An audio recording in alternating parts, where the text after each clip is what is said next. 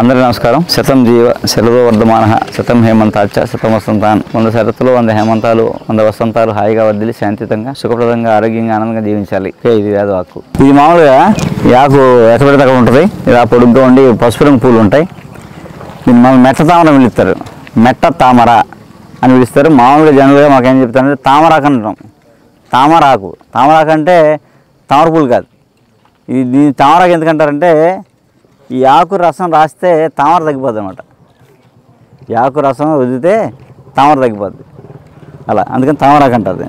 ఇది red ball non ball అని ఇది కన్ను ఆకారంలో ఉంటుందన్నమాట. మనకు కంటికి పెట్టుకుంటే కళ్ళు ఎరుపులు మంటలు నీరు కారడం ఇలా వేస్తే పాలు వస్తాయి. అది పొలాలకి వెళ్ళి అందరూ పెట్టుకుంటారు.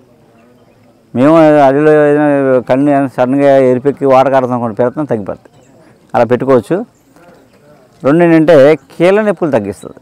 కీళ్ళ నొప్పులు ఈ ఆకులు మెత్తగా నూరి బెల్లం మిరియాలు, ఆకులు 100 గ్రాములు, బెల్లం 100 గ్రాములు, మిరియాలు 10 గ్రాములు మెత్తగా నూరేసి నూనెలో వేసుకొని రోజు వేసుకున్నాం అనుకోండి, కీళ్ళ నొప్పులు తగ్గుతాయి అన్నమాట. అలాగే ఈ గన్నేరు కరవేరం అంటాం. గన్నేరు పచ్చగన్నేరు పాయిజన్. ఎర్రగన్నేరు ఏం చేయదు.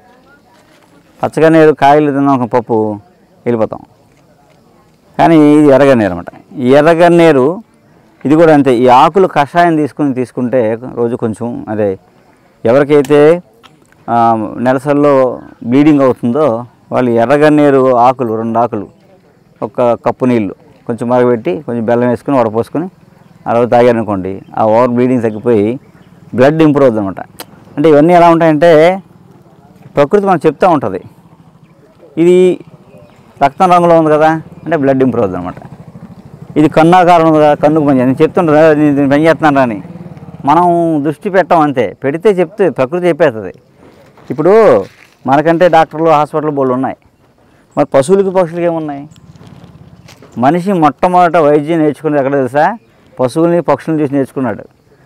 అవి జబ్బు చేసినప్పుడు ఏం తింటున్నాయి, ఏం చేస్తున్నాయి అని పసిగట్టి దాని ద్వారా వైద్యం నేర్చుకున్నాడు అనమాట మనిషి. అలా ప్రతి ఆకు ఆ పోలిక దాని రూపం మన పలానా దానికి పనిచేస్తా అని చెప్తుంటుంది అనమాట. మనం ప్రకృతిని అబ్జర్వ్ చేస్తే దాంట్లో మమేకం అయితే మన చుట్టూనే జబ్బులు తగ్గిపోతాయి. ముందు జబ్బులు రావు, తర్వాత జబ్బులు తగ్గిపోతాయి. ఇంకో విషయం తెలుసా, మనకి ఎన్ని మొక్కల గురించి బాగా తెలిస్తే అన్ని జబ్బులు మనకు రావు. ఇది లాజిక్ అనమాట.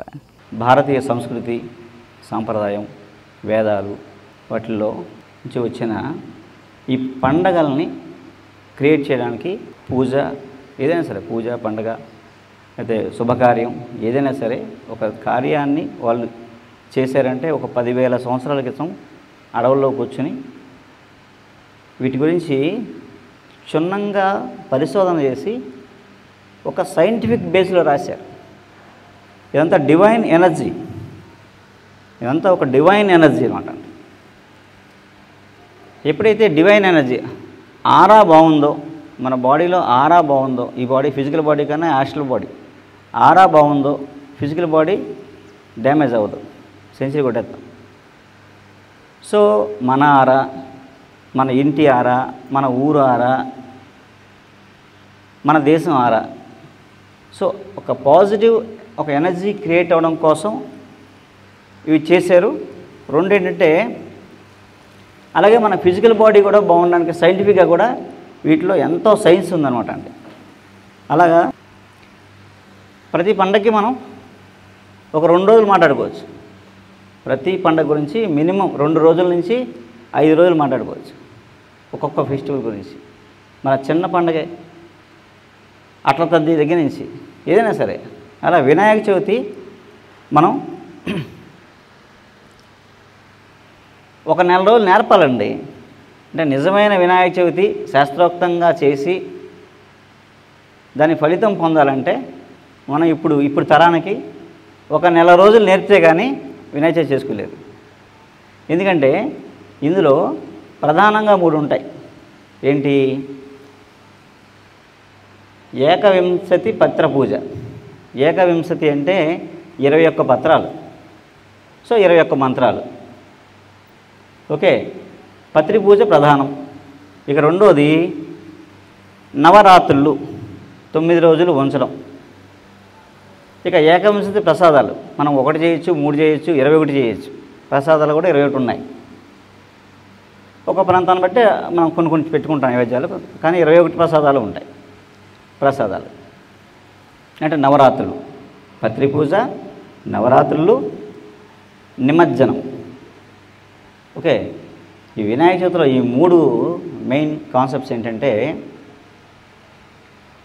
ఈ పూజా విధానంలో ఉండే సైన్స్ ఏంటంటే ఎయిర్ పొల్యూషన్, అంటే గాలి,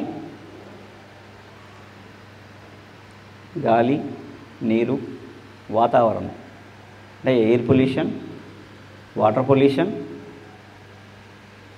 సౌండ్ పొల్యూషన్ కూడా, ఇవి లేకుండా చేయడం కోసమే ఈ ప్రధానంగా పెట్టిన వినాయక పూజ.